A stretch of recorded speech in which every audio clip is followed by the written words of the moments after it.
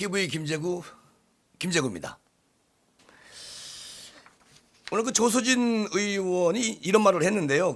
김도 의원이 법사위원회에서 그 증인 참고인 채택을 위해서 여러 가지 이제 그 협의가 오고 갔는데 증인 채택 참고인 그리고 이런 거에 대해서 이제 국민의힘 김도 의원이 제안을 한 겁니다. 그런데 이것을 진중권 교수 그리고 김경률 경제민주주의 그 공동대표 이런 분들을 이제 이번에 채택을 하자 이분들이 알고 있으니까 그랬는데 박찬대 그 여당 간사가 참고인으로 신청한 진중권 전 동양대 교수하고요.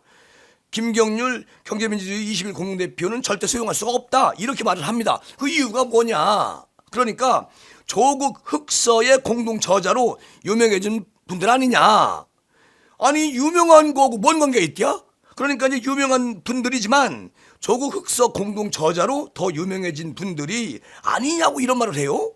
아니 이게 무슨 뭐 참고인 증인 채택에 이게 무슨 이유가 되는지 엄청 궁금하잖아요.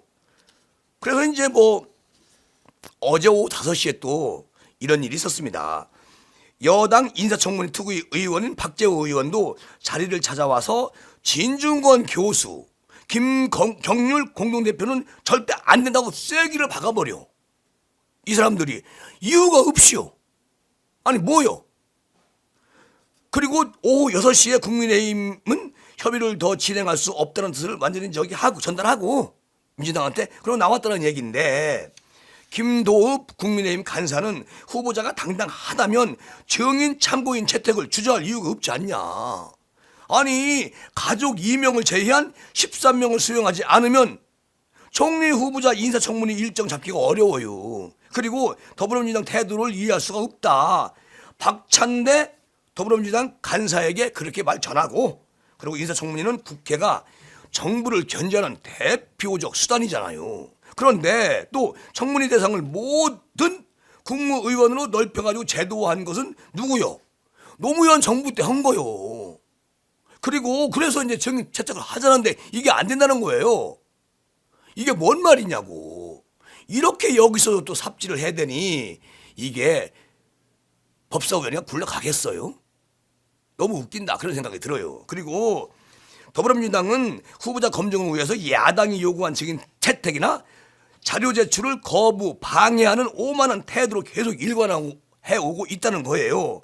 그러면 박범계 법무부 장관 청문회에서 증인, 참고인 단 한 명도 나오지 못했고 이번 기막힌 사례는 한두 번이 아니지. 엄청 많지. 이래서 뭔 국회를 운영하고 뭐 법사위를 청문회를 왜 하는데 청문할 필요가 없지. 왜 청문회를. 증인 택제도 못 오는데 증인도 못 온디야? 안 부른디야? 이런 게 어디 있느냐고. 대한민국이 어떻게 국회가 왜 이렇게 엉망진창이 됐는지 도대체 알 수가 없습니다. 자, 이걸 보면 말이죠. 청문회를 왜 하냐? 이런 말 그리고 이게 완전히 무용론이 지적되는 이유입니다. 국민들 다 그렇게 알고 있어. 쟤도 저거 뭐 하는 거냐? 아니 지금 왜 저기 삽질하고 지랄들이요? 아니 우리가 왜 뽑아줬는데? 이러고 있잖아요. 여야가 어렵게 합의하더라도 청문회 증인 참고인은 출석을 강제할 수 없다는 겁니다. 노무현 때 만들어진 걸 왜 자기들이 만들어 놓고 자기들이 이거 해방을 놓느냐 이런 얘기거든요. 그런데 여당은 조국 전 장관의 위선을 낱낱이 폭로한 조국 흑서의 공동 저자는 채택 논의 단계에서부터 절대 채택 불가라는 그런 이상한 그런 짓을 하고 있다는 겁니다. 이래서 대한민국이 어떻게 되겠어요?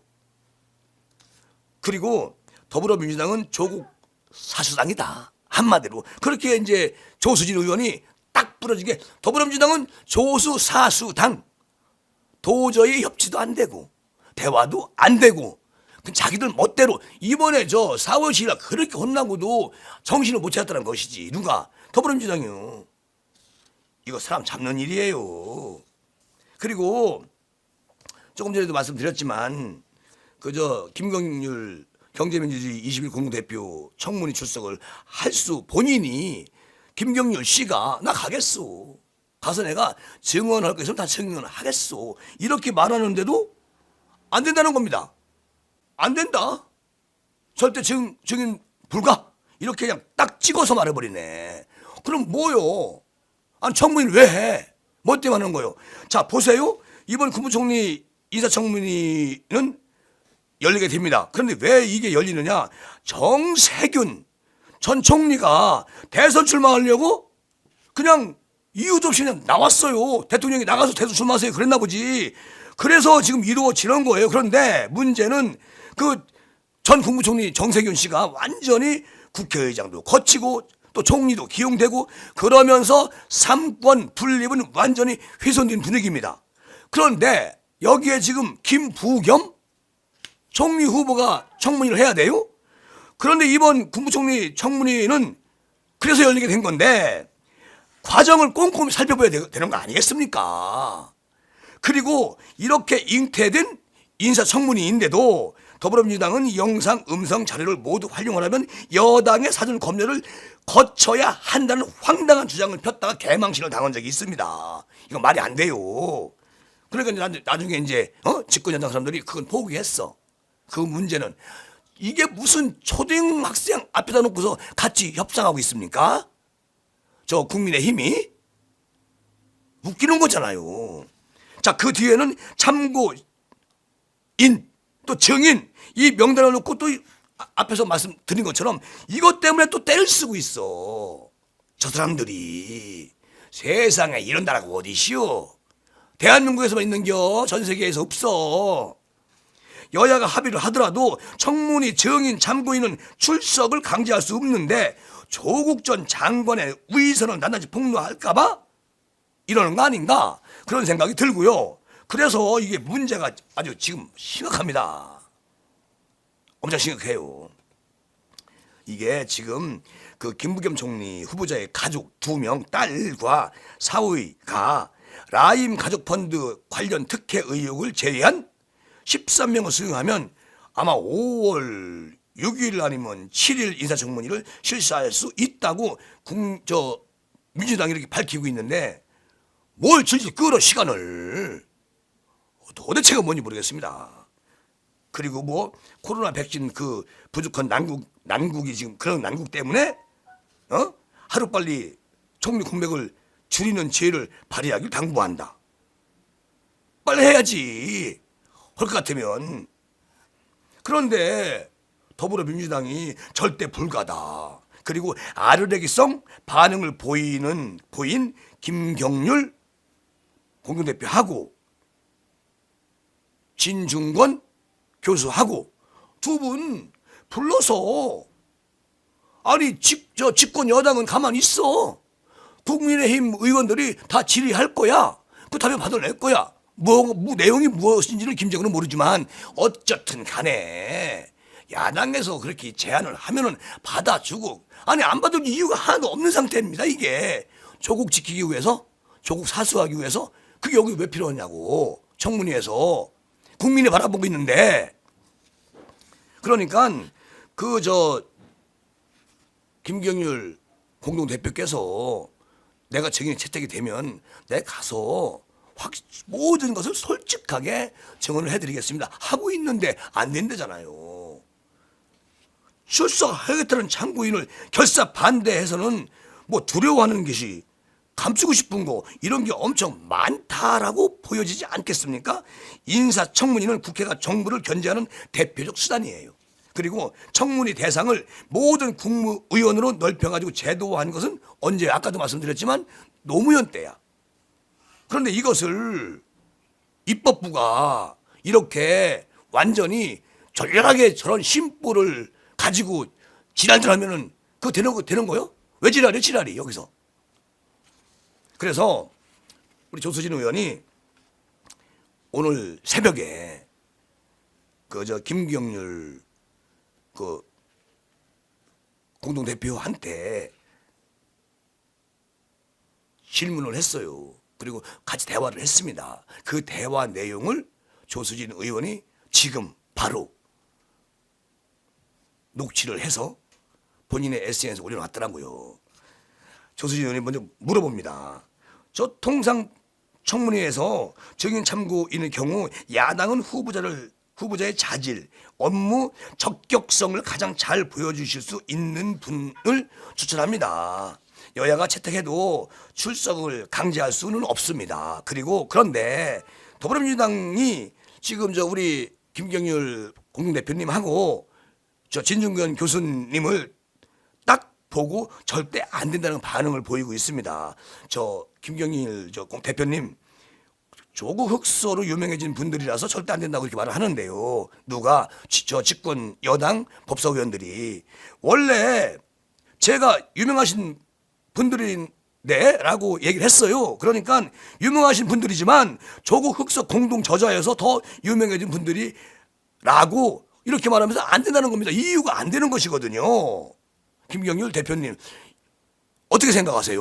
물어요. 그러니까 김경률 대표 하는 말, 예전에 저도 뭐 이래저래 민주당의 친구들도 있고 친한 사람들도 있고 이렇게 하는데 페이스북에 진중권 교수가 뭐 죽여버리고 싶다? 또 뭐 이런 말들 하는 게 농담만은 아니었거든요.